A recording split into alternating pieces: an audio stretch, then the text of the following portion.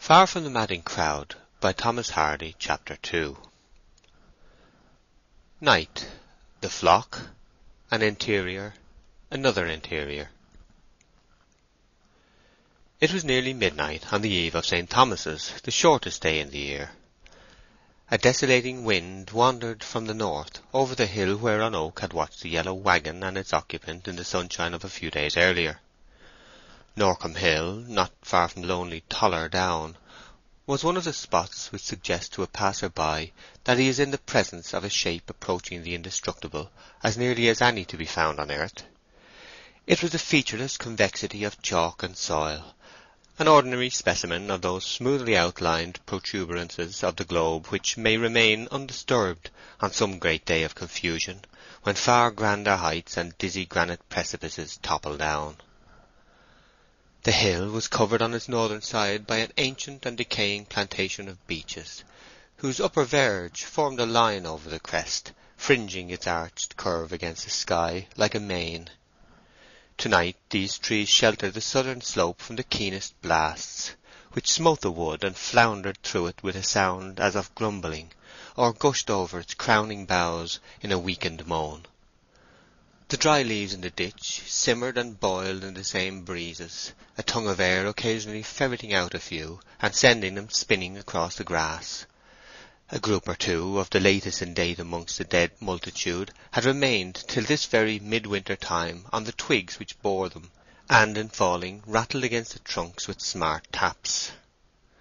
Between this half-wooded, half-naked hill and the vague still horizon that its summit indistinctly commanded was a mysterious sheet of fathomless shade, the sounds from which suggested that what it concealed bore some reduced resemblance to features here. The thin grasses, more or less coating the hill, were touched by the wind in breezes of differing powers, and almost of differing natures, one rubbing the blades heavily, another raking them piercingly, another brushing them like a soft broom. The instinctive act of humankind was to stand and listen, and learn how the trees on the right and the trees on the left wailed or chaunted to each other in the regular antiphonies of a cathedral choir, how hedges and other shapes to leeward then caught the note, lowering it to the tenderest sob, and how the hurrying gust then plunged into the south to be heard no more. The sky was clear, remarkably clear, and the twinkling of all the stars seemed to be but throbs of one body, timed by a common pulse. The North Star was directly in the wind's eye, and since evening the bear had swung round it outwardly to the east, till he was now at a right angle with the meridian. A difference in colour in the stars, oftener read of than seen in England, was really perceptible here. The sovereign brilliancy of Sirius pierced the eye with a steely glitter. The star called Capella was yellow. Aldebaran and Betelgeuse shone with a fiery red. To persons standing alone on a hill during a clear midnight such as this, the roll of the world eastward is almost a palpable movement. The sensation may be caused by the panoramic glide of the stars past earthly objects, which is perceptible in a few minutes of stillness, or by the better outlook upon space that a hill affords, or by the wind, or by the solitude. But whatever be its origin, the impression of riding along is vivid and abiding. The poetry of motion is a phrase much in use, and to enjoy the epic form of that gratification it is necessary to stand on a hill at a small hour of the night, and having first expanded with a sense of difference from the mass of civilized mankind, who are dream-wrapped and disregardful of all such proceedings at this time, long and quietly watch your stately progress through the stars. After such a nocturnal reconnoitre it is hard to get back to earth, and to believe that the consciousness of such majestic speeding is derived from a tiny human frame. Suddenly an unexpected series of sounds began to be heard in this place up against the sky. They had a clearness which was to be found nowhere in the wind, and a sequence which was to be found nowhere in nature. They were the notes of Farmer Oak's flute. The tune was not floating unhindered into the open air. It seemed muffled in some way, and was altogether too curtailed in power to spread high or wide. It came from the direction of a small dark object under the plantation hedge, a shepherd's hut, now presenting an outline to which an uninitiated person might have been puzzled to attach either meaning or use. The image as a whole was that of a small Noah's Ark on a small Ararat, allowing the traditionary outlines and general form of the ark which are followed by toy-makers, and by these means are established in men's imaginations among their firmest, because earliest impressions, to pass as an approximate pattern. The hut stood on little wheels, which raised its floor about a foot from the ground. Such shepherds' huts are dragged into the fields when the lambing season comes on, to shelter the shepherd in his enforced nightly attendance. It was only latterly that people had begun to call Gabriel Farmer Oak. During the 12-month preceding this time he had been enabled, by sustained efforts of industry and chronic good spirits, to lease the small sheep farm of which Norcombe Hill was a portion, and stock it with 200 sheep. Previously he had been a bailiff for a short time, and earlier still a shepherd only, having from his childhood assisted his father in tending the flocks of large proprietors, till old Gabriel sank to his rest. This venture, unaided and alone, into the paths of farming as master and not as man, with an advance of sheep not yet paid for, was a critical juncture with Gabriel Oak, and he recognized his position clearly. The first movement in his new progress was the lambing of his ewes, and sheep having been his speciality from his youth, he wisely refrained from deputing the task of tending them at this season to a hireling or a novice. The wind continued to beat about the corners of the hut, but the flute-playing ceased. A rectangular space of light appeared in the side of the hut, and, in the opening, the outline of Farmer Oak's figure. He carried a lantern in his hand, and, closing the door behind him, came forward and busied himself about this nook of the field for nearly 20 minutes, the lantern light appearing and disappearing here and there, and brightening him or darkening him, as he stood before or behind it. Oak's motions, though they had a quiet energy, were slow, and their deliberateness accorded well with his occupation. Fitness being the basis of beauty, nobody could have denied that his steady swings and turns in and about the flock had elements of grace. Yet, although, if occasion demanded, he could do or think a thing with as mercurial a dash as can the men of towns, who are more to the manner born, his special power, morally, physically, and mentally, was static, owing little or nothing to momentum as a rule. A close examination of the ground hereabout, even by the wan starlight only, revealed how a portion of what would have been casually called a wild slope had been appropriated by Farmer Oak for his great purpose this winter. Detached hurdles thatched with straw were stuck into the ground at various scattered points, amid and under which the whitish forms of his meek ewes moved and rustled. The ring of the sheep bell, which had been silent during his absence, recommenced, in tones that had more mellowness than clearness, owing to an increasing growth of surrounding wool. This continued till Oak withdrew again from the flock. He returned to the hut, bringing in his arms a new-born lamb, consisting of 4 legs, large enough for a full-grown sheep, united by a seemingly inconsiderable membrane, about half the substance of the legs collectively, which constituted the animal's entire body just at present. The little speck of life he placed on a wisp of hay before the small stove, where a can of milk was simmering.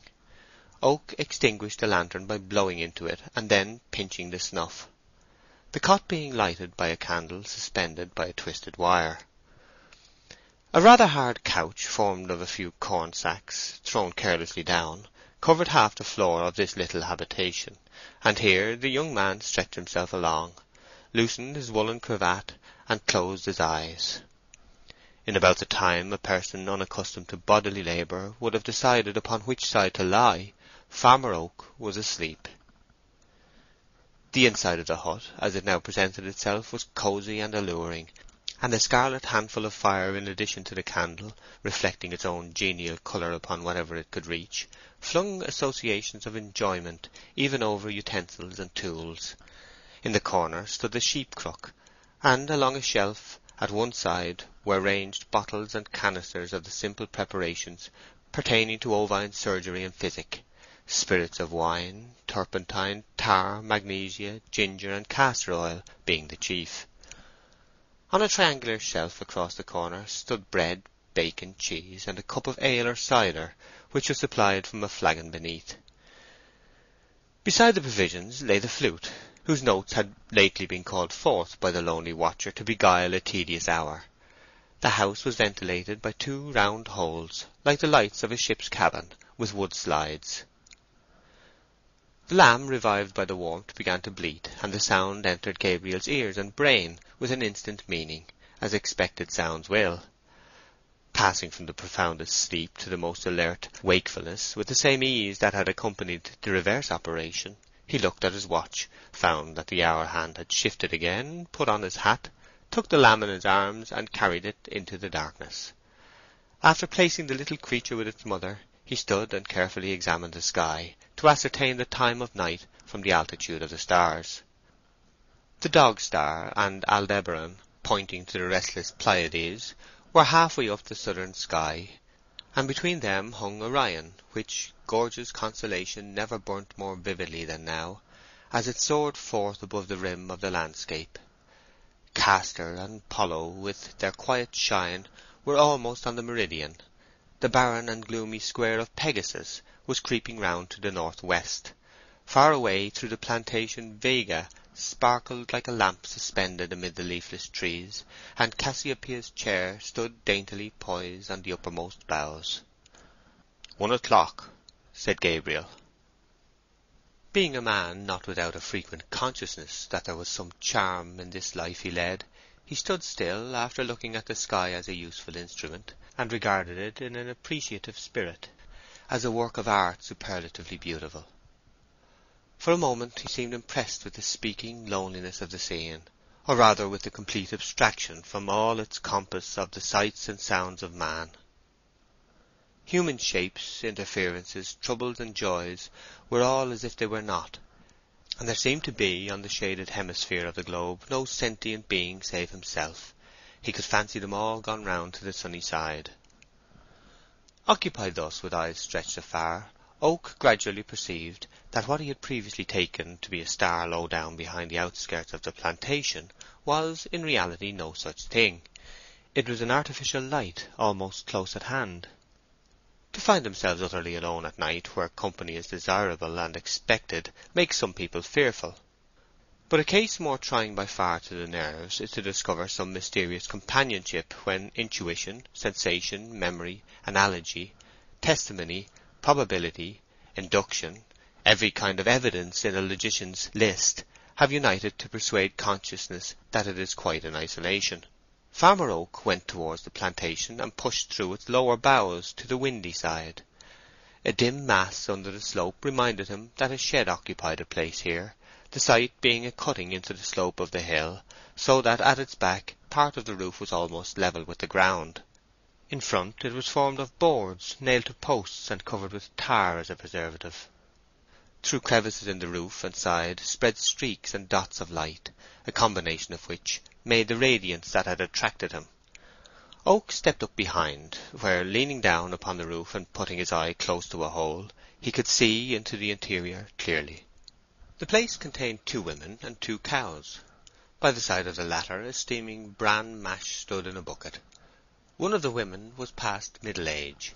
Her companion was apparently young and graceful. He could form no decided opinion upon her looks, her position being almost beneath his eye, so that he saw her in a bird's-eye view, as Milton's Satan first saw Paradise. She wore no bonnet or hat, but had enveloped herself in a large cloak, which was carelessly flung over her head as a covering. "There, now we'll go home," said the elder of the two, resting her knuckles upon her hips and looking at their goings-on as a whole. "I do hope Daisy will fetch round again now. I've never been more frightened in my life, but I don't mind breaking my rest if she recovers." The young woman, whose eyelids were apparently inclined to fall together on the smallest provocation of silence, yawned without parting her lips to any inconvenient extent, whereupon Gabriel caught the infection and slightly yawned in sympathy. "I wish we were rich enough to pay a man to do these things," she said. "As we are not, we must do them ourselves," said the other, "for you must help me if you stay." "Well, my hat is gone, however," continued the younger. "It went over the hedge, I think. The idea of such a slight wind catching it! The cow, standing erect, was of the Devon breed, and was encased in a tight, warm hide of rich Indian red, as absolutely uniform from eyes to tail as if the animal had been dipped in a dye of that colour, her long back being mathematically level.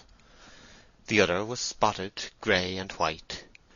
Beside her Oak now noticed a little calf about a day old, looking idiotically at the two women, which showed that it had not long been accustomed to the phenomenon of eyesight, and often turning to the lantern, which it apparently mistook for the moon, inherited instinct having as yet had little time for correction by experience.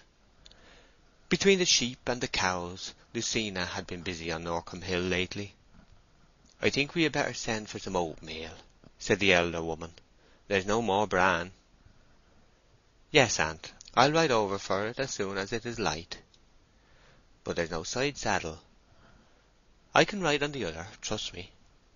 Oak, upon hearing these remarks, became more curious to observe her features, but this prospect being denied him by the hooding effect of the cloak, and by his aerial position, he felt himself drawing upon his fancy for their details. In making even horizontal and clear inspections, we colour and mould according to the wants within us, whatever our eyes bring in.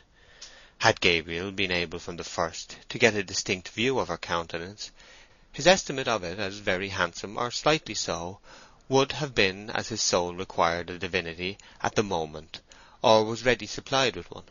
Having for some time known the want of a satisfactory form to fill an increasing void within him, his position moreover affording the widest scope for his fancy, he painted her a beauty.